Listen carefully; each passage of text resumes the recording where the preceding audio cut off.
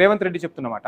ఇదే అంశంపై మనం చర్చిద్దాం. ఈ అంశంపై మనతో ఇప్పుడు మాట్లాడేందుకు విజయార్య గారు బీఆర్ఎస్ నుంచి మనకు అందుబాటులో ఉన్నారు. విజయార్య గారు నమస్కారం. నమస్తే విజయార్య గారు, ఐఎమ్ ఆడిబుల్? సో మొత్తంగా తెలంగాణ ముఖ్యమంత్రి పర్యటనను అడ్డుకోవటం అది ముఖ్యమంత్రికి జరిగిన అవమానం కాదు, తెలంగాణ ప్రభుత్వానికి జరిగిన అవమానం కాదు, తెలంగాణ ప్రజానికానికి 4 కోట్ల తెలంగాణ ప్రజలు దీన్ని అవమానంగా భావించాలి, గళమెత్తాలి అని ముఖ్యమంత్రి చెప్తూ ఉన్నారు. ఈరోజు మీడియా సమావేశంలో తెలంగాణ వాదం గురించి, తెలంగాణ గురించి మాట్లాడారు సీఎం. ఏ విధంగా చూస్తున్నారు సీఎం వ్యాఖ్యలు? అంటే ఈరోజు కనీసం మేము గత 12 సంవత్సరాల నుండి భారతీయ జనతా పార్టీ ప్రభుత్వం తెలంగాణ ప్రజల మీద, తెలంగాణ రాష్ట్రం మీద, తెలంగాణ ఆత్మగౌరవం మీద, తర్వాత ఆర్థిక సామాజిక రాజకీయ స్థితిగతుల మీద ఎలాంటి వివక్షత చూపెడతా ఉన్నదో మా కేసీఆర్ గారు, తర్వాత మా అధినాయకత్వం కేటీఆర్ గారు, తర్వాత హరీష్ రావు గారు, అలాగే మా మంత్రులు ఎమ్మెల్యేలు కోడై కూస్తున్న విషయం దాదాపుగా ఈరోజు తన మీదకి వచ్చిన తర్వాత రేవంత్ రెడ్డి గారికి అర్థమైపోయి తెలంగాణ సమాజం అంతా నిలబడాలని కనీసం ఒప్పుకున్నందుకు గాను ఆయనకు ధన్యవాదాలు తెలియజేస్తా ఉన్నాం మేము పార్టీ తరఫున. రేవంత్ రెడ్డి గారికి కనీసం ఈరోజు బుద్ధి వచ్చింది. అంటే తెలంగాణ వాదం మీద ఏ విధమైనటువంటి ఉక్కుపాదాన్ని భారతీయ జనతా పార్టీ ఆర్ఎస్ఎస్ శ్రేణులు చేస్తా ఉన్నాయి, ఎందుకు చేస్తా ఉన్నాయని కూడా మేము 12 సంవత్సరాల నుండి మేము ప్రజలకు చెప్తా ఉన్నాం, దేశ ప్రజలకు చెప్తా ఉన్నాం, ప్రపంచానికి తెలియజేస్తా ఉన్నాం. కారణాలు ముఖ్యమంత్రి వ్యాఖ్యలను సమర్థిస్తున్నారా? ముఖ్యమంత్రి తెలంగాణ ముఖ్యమంత్రి అంది. తెలంగాణ ఒక పౌరుడికి జరిగిన అన్యాయం జరిగినా, లేదు సీఎం కుర్సీకి జరిగినా ఖచ్చితంగా మేము గలం ఎత్తుతాము. మాకు తెలంగాణ ఆత్మగౌరవం ముఖ్యం కదా.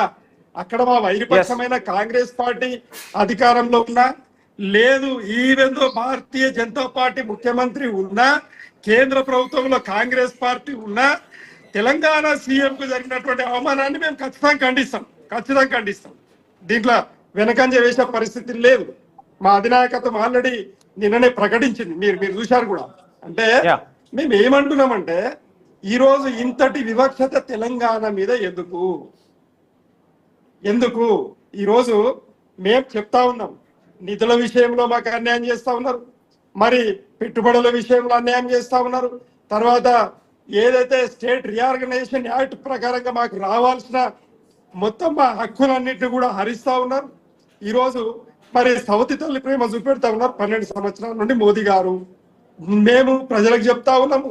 తర్వాత సరే రిప్రజెంటేటివ్ గా, తెలంగాణ రిప్రజెంటేటివ్ గా మా కేసీఆర్ గారు, మా ప్రభుత్వం ఎన్నో వినతులు పెట్టినా కూడా వినలే.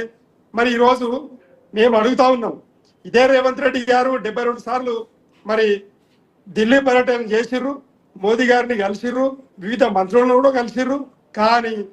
కానీ వాళ్ళు ఇచ్చింది శూన్యమని ఈరోజు ఒప్పుకున్నాడు. మేము ముందు నుండి చెప్తా ఉన్నాం, ఈయన పోతుండు వస్తుండు కానీ ఇక ఏంది దాన్ని ఏమంటారు, తేనె ఊసిన కత్తి లాంటిది భారతీయ జనతా పార్టీ తోటి స్నేహం అని చెప్పి ముందు నుండి చెప్తా ఉన్నాము. అది ఈరోజు ప్రూవ్ అయింది. ముఖ్యమంత్రి గారు ఈరోజు ఒప్పుకున్నారు, రేవంత్ రెడ్డి గారు ఈరోజు ఒప్పుకున్నారు. అయ్యా వాళ్ళతో దోస్తు చేయకుండా మీ కాంగ్రెస్ పరిపాలన మీరు చేసుకోండి. ఈరోజు చంద్రబాబు చక్కర్ల పడి నీవు ఒక ఆంధ్ర ముఖ్యమంత్రిగా నీవు ప్రవర్తిస్తే తెలంగాణ ప్రజలు ఆగమవుతారు, తెలంగాణ రాష్ట్రం ఆగమవుతుంది, తెలంగాణకు నిధులు రావు. కాబట్టి మీరు ఒక తెలంగాణ ముఖ్యమంత్రిగా ప్రవర్తించమని మేము ఆనాటి నుండి చెప్తా ఉన్నాం. ఈరోజు కనీసం మేము ఏమంటున్నామంటే కనీసం ఒప్పుకున్నందుకు మేము ఆయనకు ధన్యవాదాలు తెలియజేస్తా ఉన్నాం.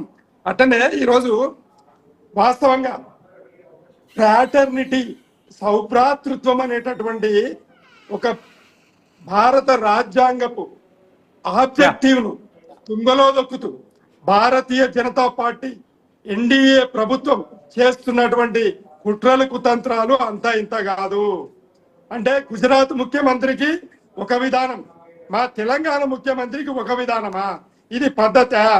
అలాగే ఇతర రాష్ట్రాల్లో ఉన్నటువంటి మరి ప్రాంతీయ పార్టీల ముఖ్యమంత్రులకు, మాజీ ముఖ్యమంత్రులకు, మంత్రులకు మీరు వివక్షత చూపెడితే ఇది ఏం పద్ధతి అని చెప్పి అడుగుతా ఉన్నాము.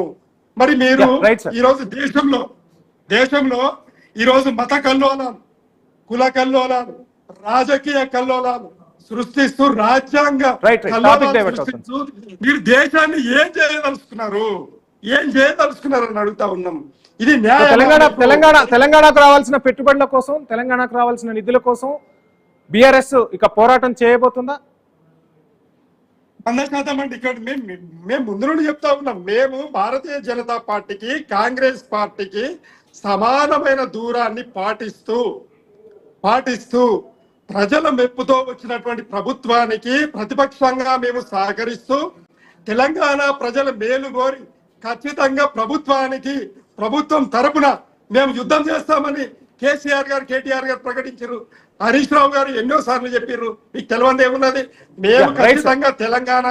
కానీ ఈ రోజు ముఖ్యమంత్రి అదే ప్రెస్ మీట్ లో అటు కేటీఆర్ పిల్లలకు, హరీష్ రావు పిల్లలను చూడటానికి వాళ్లకు పర్మిషన్ ఇస్తారు కానీ నాకు పర్మిషన్ ఇవ్వలేదు, రాష్ట్రానికి పెట్టుబడులు తీసుకురావడానికి పర్మిషన్ ఇవ్వలేదంటూ కూడా ప్రస్తావించారుగా. సో ఆ అంశాన్ని ఎలా చూస్తున్నారు?